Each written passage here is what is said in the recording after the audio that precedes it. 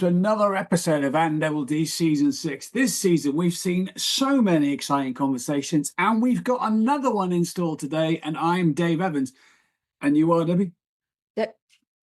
And you are Debbie. I'm Debbie Halls-Evans. Thanks, Dave. You are. Debbie, who have we got with us today? Right. We have a fantastic guest who I'm really intrigued to see what they're going to share with us.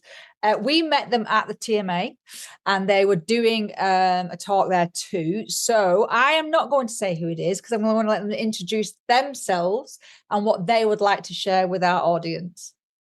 Awesome. Thank you. Yeah, I'm the third D, which is great. So I look after behavioral science at Ogilvy. I studied psychology, and then my last work is to really connect the dots between the deep academic insights that have been found about how and why we behave and plug that into great efforts in marketing. That's a really great connective process, isn't it? And when you look at what you do day to day, how much time do you spend specifically in that behavioral part, Dan? It's the main thrust of what I hope to kind of spread into the organization and beyond, really. So yeah, I would say I mean there's a little bit of admin involved and all that stuff, but I would say at least kind of 80% of my day is trying to understand how you best have what I call long arms and can kind of translate between people that speak behavioral science and people that speak business, because the more those two people can work together, the more new and interesting ways we have to solve problems. So I have two questions, so take them as you see fit. So how do you not, because I love that your language was my life's work, which brings me joy just hearing that somebody sees that as their support to others.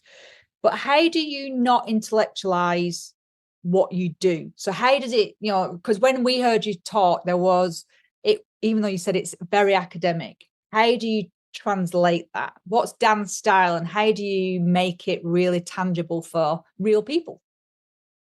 It's a really good question. The self-deprecating answer is I don't think I am intellectual enough to intellectualize it. I don't believe that. It frustrates me when things aren't clear, and complexity really frustrates me. Like I'm not kind of I quite like strategic neatness as much as I like creativity. I do like kind of figuring things out to its core components. So like when things are a bit messy, it's a bit annoying. So it's kind of overcoming that frustration. So it's almost a natural state. I don't see complexity changing anything. And I really like utility and making things happen and making things useful. The challenge with behavioral science is that it's really interesting and I want people to see that it's really useful. I don't want them to see it as something that can pique a curiosity. I'd rather they see it as something that can unlock a difficult challenge that they're working on. And so I found, especially in a large organization and work with other large organizations, the clearer you can make it, the more likely it's actually to make a change. So I think that's probably the big driving point. And knowing that, because I think the fact it says science at the end, people will already make their own natural assumptions and then potentially disconnect, brings me lots of excitement. So talk to us about how does it translate? So you talked about actually bringing the two closer together from a business concept and also behavioral science. How do you do that? What is it? Where would you start? So a lot of it is about, I mean, there's kind of two places you can put it. And one, for me, the one is there's kind of strategic thinking, and then the other is there's creative thinking. And they're two very different types of people, aren't they, often?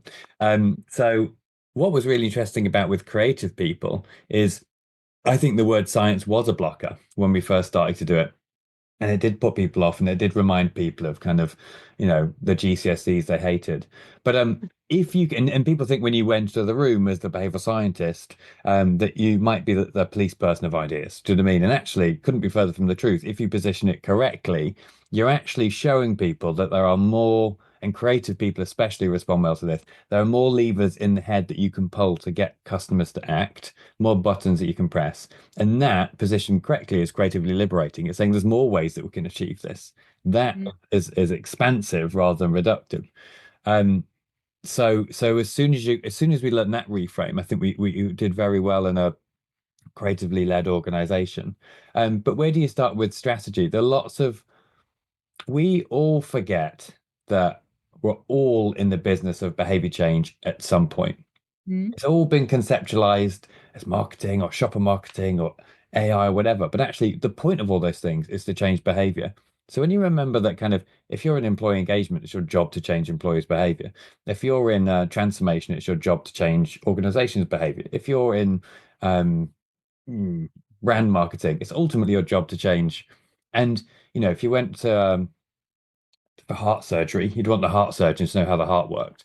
And if you went to have your car fixed, you'd want the car mechanics to know how the car worked. And so if you go to someone's job whose job it is to change behavior, you'd want them to know how the brain works and have deep human understanding. So as soon as you start to frame it like that to strategic people and you say, it's your job to change behavior, you'll be even stronger at it with a deeper understanding about how people really work. In the same way that we design a chair to fit the human body, we need to design communications, interventions, marketing, business to fit the human mind, fit the customer. People tend to click them, but without those analogies, it feels quite an amorphous, scary thing, I think. Let's say I had two questions, and did I only give you one?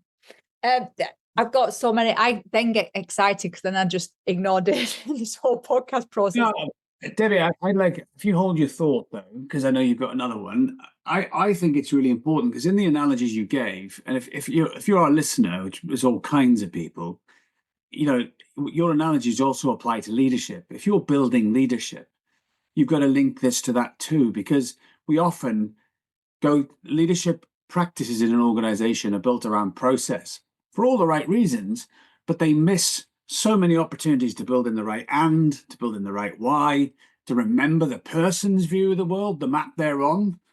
So I think it's also really important to add that last strand, because I think otherwise you get, as you saw us doing on our day together with the TMA, you end up building leadership. Nobody really wants that. No, you need, we forget, don't we, that we think because we are people that we understand people. Yeah. But actually, we need focused, disciplined learning about how people work. And we don't always naturally introspect, and we don't always naturally give the empathy to others that's needed. And I always, the big flip that helped for me was in leadership was to force yourself to see the person, because the fact is, and this applies to none of my colleagues, this is just a hypothetical situation, but you are not going to enjoy everyone's personality in a large organization. When there's 1,000 people, you're going to have different people, aren't you? But if you force yourself to see the person before you see the role, before you see the behavior, before you see all the things that are there, are a manifestation of things that you don't see. You don't see what's going on at home. You don't see what's going on there. You don't see the past experiences. But if you can try to see that it's a human being behind the difficult feedback or the frosty behavior or whatever it is that's normal and natural, I think you unlock a lot better connections through that. Love that. That's really good. So my next question is, I should have prepared for this one.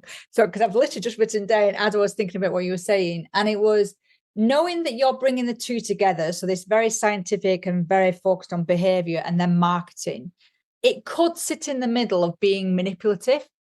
And how do you avoid that? How do you ensure that we see the person, the customer, the client? How do you do that? It's a really good question. I mean, I think that kind of everything could be used for good and for bad. Do you know what I mean? Kind of I agree good with that. orators, is it that the word good public speaking skills can be used for great things and terrible things. Hammers can be used for great things, for building and destruction. Do you know what I mean? So I wouldn't say that anything like marketing or good leadership styles could be used for good and bad. So I think when it comes to behavioral science and understanding people better to get better outcomes, then I think the same moral compass applies to that as any other tool, really. Um, and um, and I think you have to hold yourself accountable to that and do what's right for the world. And ultimately, I do think that if you make contexts and decisions that aren't right for people, ultimately aren't right for them in the long term, that's not going to give you long-term business value or better connections with people over the time. Like a quick buck today is not what anybody's after, really. You know, Yeah. So for me, it's about you can get over those things if you focus on long-term value or long-term relationship building and see the bigger picture. There's a great stat in behavioral science that we are, highly focused, present beings. We've evolved to kind of overvalue today rather than tomorrow. And your brain uses the same part of the brain to think about your future self as it uses to think about other people. So to your to your brain, your future self, future Dan, future Debbie, future Dave are all different people. So they're not real. So that's why we don't make sustainable decisions in the way, because it's kind of gain tomorrow, pain today. Often, why we don't invest enough, why we don't have the right pensions, why we don't do anything where the gain is tomorrow and the pain is today, because we overweight the value of today. It's how we've evolved. And and so yeah, forcing yourself to actively see to have long-term goals rather than short-term goals, I think solves a lot of ethical questions. Gosh, my brain is literally going. Pop.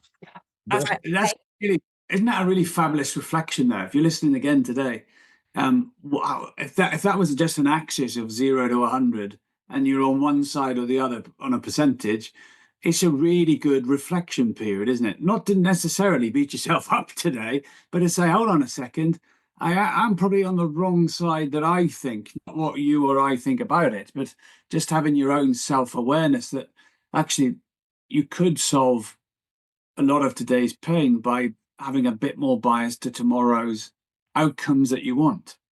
Because you don't think about tomorrow. Do you know what I mean? Like, despite what Yeah. musical theatre will tell us, like we tend not to think about tomorrow very often. And actually we overvalue today. And I think, like you were introducing there, a lot of life's thinking traps can be solved by taking away the binary. That things aren't good or bad. They're I'm not anxious or not anxious. I had a fear of flying. Trigger warning to anyone who may think they are susceptible to developing a fear of flying or has one, skip ahead a couple of 30 seconds here. But I was on a flight to Japan. We flew to Hong Kong first. And on the way to Hong Kong, we had a malfunction with the plane. We had severe turbulence, but the malfunction was some of the oxygen mask deployed. And I used to fly all the time. I was totally fine. Um, and we landed and I had to get the connecting flight to Japan. It was a flight I did not want to go on, but it created this huge anxiety in me about flying and the trick in the end was to score it out of 10 rather than think that was a bad flight or a good flight, but was to go, did I feel a 6? Did I feel a 10? Did I feel a 15? Did I feel a 1?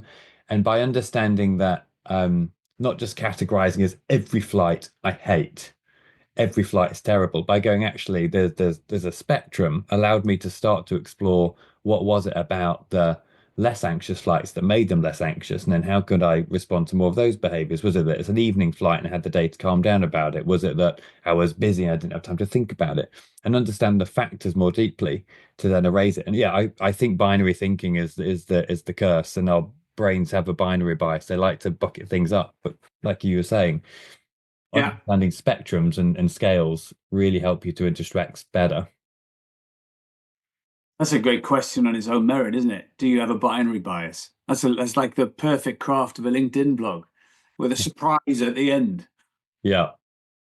Also, so can I explore this one with you then? So in regards to from a behavioral science and also how you would market things together, knowing that if we think, and I agree with you, calling something good or bad, right or wrong, literally gets us stuck. And that is definitely where we base our coaching from. We actually ask people to stop doing that and Yeah. focus on non-generalizations, but also being specific. But then the oxymoron or the paradox of that goes with, if you don't label something, which we are so consumed with in society, i.e., you talked a little bit about emotions. Behaviorally, if I'm marketing a product, I want to connect to somebody's emotions. However, I'm sat in a space where I'm going, well, actually, emotionally, I don't want to label this. It's just an energy I'm feeling, going back to your airplane story. How do you bring those together? My brain's trying to work out. So I get that. Let's not be binary. Brilliant. How do I then connect somebody to that?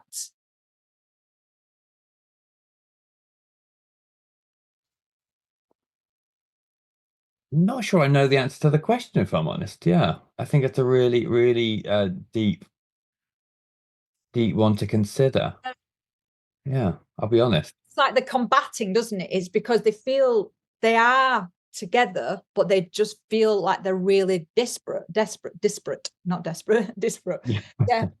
Anyway, that was another. So Sorry. going back to, I want to just ask you another question. Sorry, Dave, just very quickly. Going back to the long term versus short term, and I think this is really fascinating. Particularly, I don't want to timestamp this particular episode, but when people are setting goals, they are told to, let's not go too far in the future, and actually do micro steps rather than macro. And actually, what you're saying is we do need to be much more considered about the long term, because that is what influences it. Where's the science in that? How do you find the balance in long term versus short term?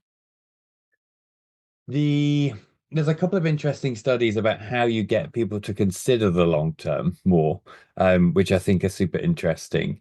The As I was saying, our natural state is to focus on the present, which is why which can lead to some biases. It leads to, we all know that particularly large organizations are far too focused on short-term metrics rather than long-term metrics. We know that when people make decisions in advertising about whether they should cash in on people's demand today and send out loads of short-term performance social posts to just gather the, convert people who are a bit interested into paying, versus big brand building and setting themselves up for the next kind of several years. We know that they don't always get that balance right because people are so focused on today.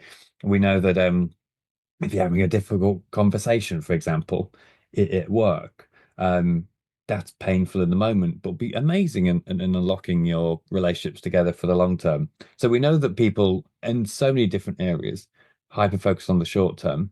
The long term pieces, I think a lot of it is about being orientated towards your meaning and why you exist. And that's naturally a long-term anchor. So if you go, well, my ultimate goal is this, despite my day-to-day tasks and my role, my ultimate goal is to X, then that allows you to make more long-term decisions.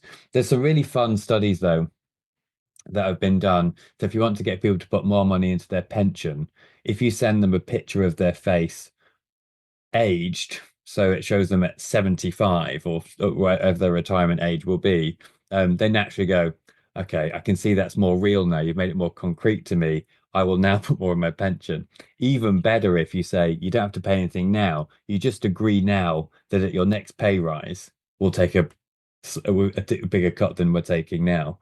Because you're never losing anything. You're just gaining less later, if you see what I mean. So there's lots of different kind of techniques to get us to think about the long term. But I definitely think this kind of self-orientation thing is going to be the most enduring. Yeah, that's really fascinating. And I love that whole connection of that, the impact of being the visual stuff. People say they can't visualize, but actually they can.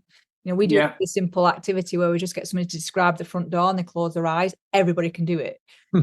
But they say, I can't visualize. Well, you've literally just visualized. So I think that's a really great example. And I love the fact is that we start thinking, how do you translate that to, so I'm a marketeer and I'm a marketeer and I've got a product that I want to get out there. It's not something, it's in a saturated marketplace.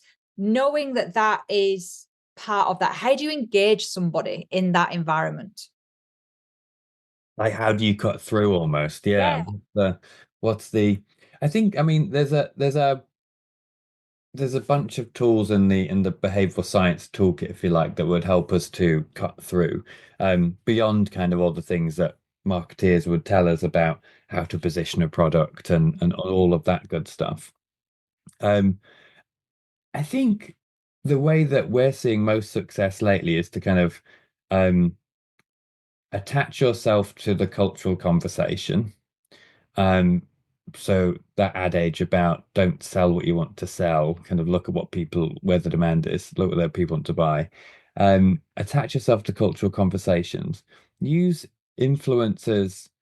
I mean that in the broader sense of the term influence, not just kind of TikTok stars, but you really consider hard about who would be the right person to communicate the message. We often think so much about what the message is and don't think enough about who is the right person to give it. There's a great great example called Braids for AIDS, where they looked at how do you get young people to wear condoms when they have sex and have safe sex. And you compare two groups. You compare health practitioners and you compare hairdressers, and the hairdressers are far more effective. You would think that from an authority health point of view, that a health practitioner would be the right thing, but people close up and give the expected answers to health practitioners. You know, how much do you drink? All of that Yeah. stuff. Whether with hairdressers, you're already talking them very honestly about liberally about your sex life anyway. You might it's a much more open, easy discussion. So thinking about who is the right person to deliver the message a bit more rigorously, I think, is pretty key to cutting through.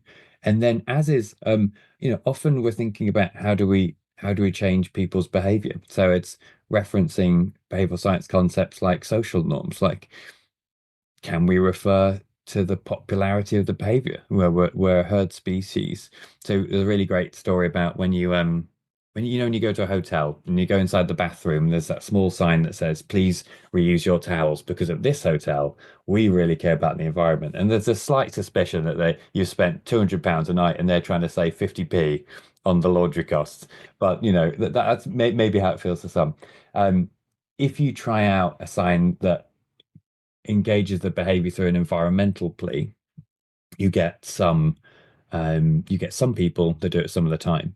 If you put on the sign, many people who stay at this hotel at least once during their stay reuse a towel, please join us in doing this, you get about a 34% increase in the study that I'm referring to, increase in the amount of people that reuse the towels at least once during their stay. So, but when you ask people in market research and you say, which one's going to work?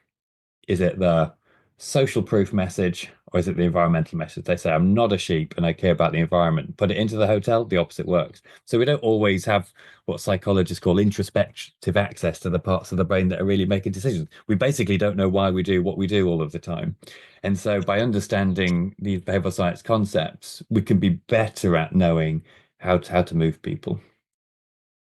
And I guess clearer on, as you said at the beginning, becoming clear about how to test stuff and how to really find out. Yeah. I think behavioral science helps us do two things. It kind of opens our eyes to the possibilities that we can try, but then it also, I've got a slide that I do, which is based on one of our case studies. And there's a piece of work we did with KFC, and it was on their $1 chips promotion. And the team pulled together 90 different ways of saying the offer. We can't change how many chips we give away. We can't change the price, can't change anything apart from how we phrase the offer. And we, through behavioral science, knowing all the levers that you can pull, all the principles that will be active in the brain when they're thinking about an offer, we kind of many more ways to frame it. One of them was social norms. Everyone's loving this offer. Do you want it? All that type of stuff. One of them was anchoring, which is basically humans love targets. They say maximum 4 per person. And actually anchoring was the winning condition. I think I had a 56% increase in chip sales because people love targets. And but whenever you show that slide to people, and you go, okay, here's 5 of the conditions, for example. Which one do you think is going to work? People guess randomly, really randomly. They can't guess. And yet, if they're in a creative review, for example, they'd have a very strong opinion about which one was going to be the most impactful. So and we used to present those case studies by saying, we worked on KFC, we did this framing of maximum 4 per person, it got these results. And everyone went, yes, I thought that would happen. When you show them the example, get them to guess, put their hands up in front of their colleagues, and then commit to an answer, you show that they don't. And so we have this really strong hindsight bias. And we really think we know how humans work. Because we are a human, we think we know people. And we don't. There's a huge kind of blind spot that and I think it goes back to kind of leadership and coaching too, that sometimes we just think we know ourselves more than we do. And it's often, isn't it, the kind of big life events or difficult situations that force us to introspect harder, but introspective just isn't a daily habit. Yeah. Well, it's uncomfortable mostly because like you said, you sit in that space and you just go, what the hell do I really feel or believe about this? And the great question is, you ask somebody what their values are and they'll repeat their work values or something in the company, and then you go, are those your values or are they? And it's because we don't have those rich conversations like that. We don't have deep rapport conversations with most people. It's pretty surface. That's how we function. We call it survive and thrive. Is we all survive. If you've woken up today, you've survived, right? But actually, to thrive, you can't thrive every day because you'd be exhausted. So it's that balance, isn't it, of actually, do I know myself? I remember falling out with somebody who said they knew me better than I knew myself. And I got really, really annoyed with it. And then I realized, but they have a perception. So their knowledge of me is their experience of me, which is very different than my own experience of self. Yeah. I'm 33 now. Bit of a personal story. 33 now. And I look after behavioral science and studied psychology. And so naturally think I've got a kind of high sense of self.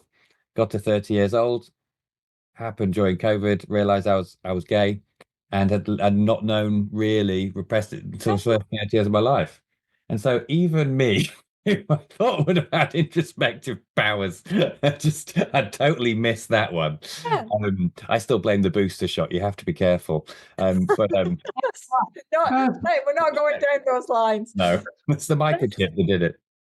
Well, that's really fascinating, because my next question was, what is your biggest personal challenge, knowing yourself? And I suppose that's one of them. But what are those challenges that you deal with, like maybe conflicts or people like pushing back on you, knowing that actually you're bringing a science to them to actually help them grow, develop, enhance, boost, etc.? What's the biggest challenge you encounter regularly? I think that any type of change is difficult. So if it's your job to bring someone a new lens to think about something that isn't a habitual lens or a lens that's already used widely in the organization or by people they trust, then naturally all of those kind of human barriers are there.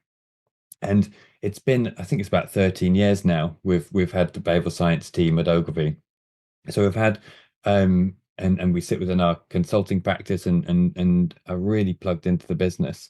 But it's taken time to understand how to really get people to adopt behavioral science and not just find it interesting and see it as interesting small nudge tactics, but to really see its power to unlock big strategic questions.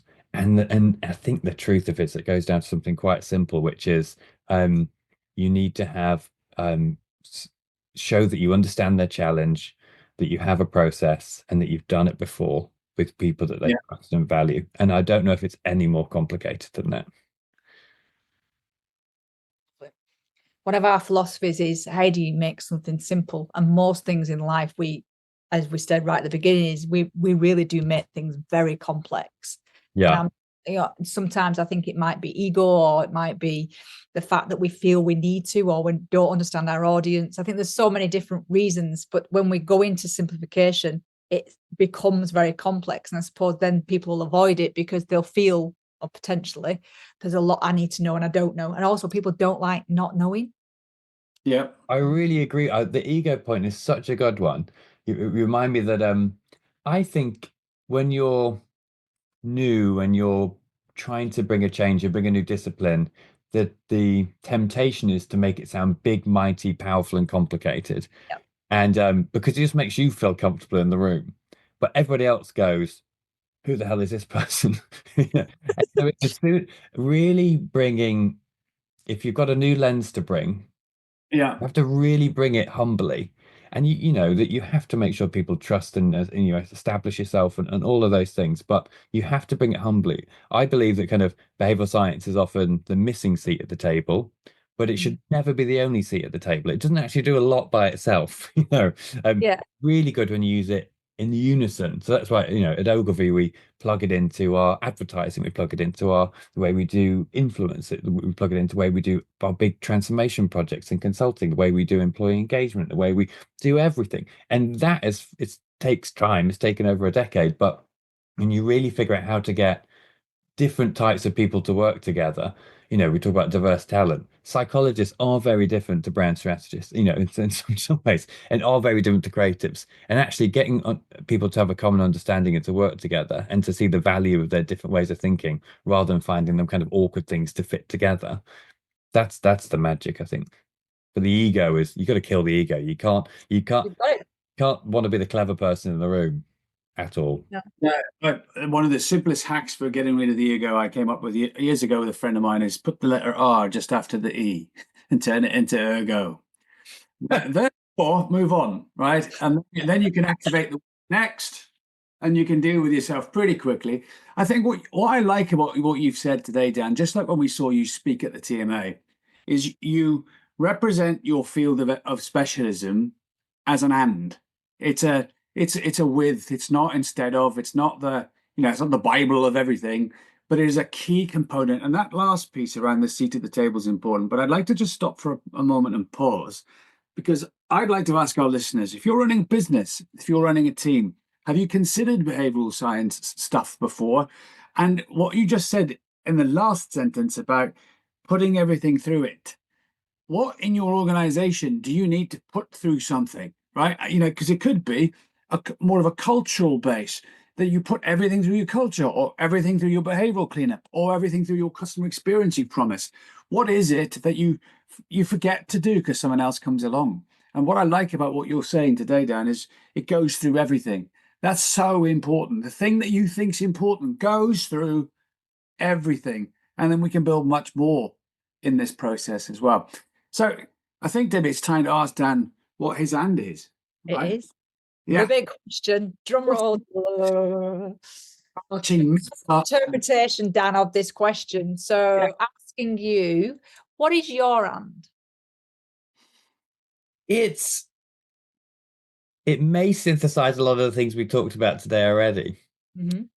But I think the more, and I would say this as a person who forgot to come out until he was 30 years old, the more radical introspection you can give yourself, the stronger orientated you're going to be. The biggest curse is this kind of short-term focus.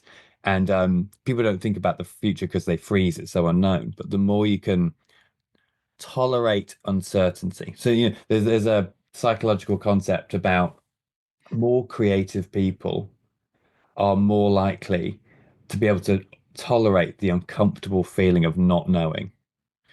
So, and that makes sense, right? Because if you're coming up with, how do I solve this thing? It could be anything. How do I solve this problem I have with this person? How do I solve the problem I have with the team? How do I solve this work strategic or creative problem? If you can, some people just need to think about it. They can't stand not knowing, and they just come up with an answer, whatever it is, and then back it and go with it. But you'll get more quality solutions if you can tolerate that feeling of unknowing, which isn't very nice. Yeah. Because we love to resolve those things. It creates an uncomfortableness in your tummy. So, but the longer you can tolerate not knowing, it's called cognitive closure. The longer you can tolerate unknowing, the more likely you'll get to quality outcomes. That's kind of the action. The now for me is really about trying to really deeply care about the people that you're working with. And there are obviously limits because you can't give yourself away to everybody all of the time, but to really truly want the best for them in whatever direction they're going. And finally, on the difference, really prioritizing seeing the other person, really trying to not see the role, not see the emotion, not see the bluster, but really trying to see the person. Because as soon as you see the person, and you'll be making a lot of assumptions and all of that, but as soon as you try and see the person behind it, the more you give yourself the clues to actually solve the situation. So I think for me, and I imagine that's a wild interpretation of an end, but for me, that would be my end today. I love it. And again, that's nice. I like the fact you did today at the end. It's like anything, right? We evolve. and we adapt. And actually, once you start asking those questions, those introspective questions, they do move, they do change, and life experience is chucked in the bucket as well. I think sometimes people want things to stay static, but things like this are really dynamic. They're continuously moving and changing. Dave doing his eye movements. That must mean that he's going to be doing his super duper wrap up. Thanks, Debbie. Well, Dan, first of all, let's just thank you for your time today. I've really, really thoroughly enjoyed this conversation, as much as I did when you did your presentation at the TMA. And I knew that day you would be a great conversation to have for people to think differently. So thanks for spending your time with us. Thank you for having me. It's been an absolute pleasure. So Dan's been talking to us as a behavioural scientist on And Triple D, a special episode today. The arena, and he's told us about how we can connect behavioral science to marketing and business. There are so many nuggets that have come through in this conversation. Here are just a couple. Overcoming binary helps in problem solving and your personal growth. Long-term thinking can solve ethical dilemmas in business if we give it the time of day. And he's also shown us how we can brain behavioral science in order to boost liberating creativity. I mean, there's a statement. And I also love the fact that if we can give time to focusing on longer term goals, we can also start to realize that people that we meet are like this, that we access, we're liking them from the same part of our brain about our future self. How important is just that thing to think about a little bit more after this outstanding episode? We've been And bringing in behavioral science in order to help you think more creatively and think differently as we continue to work together to start building leadership and get rid of leadership.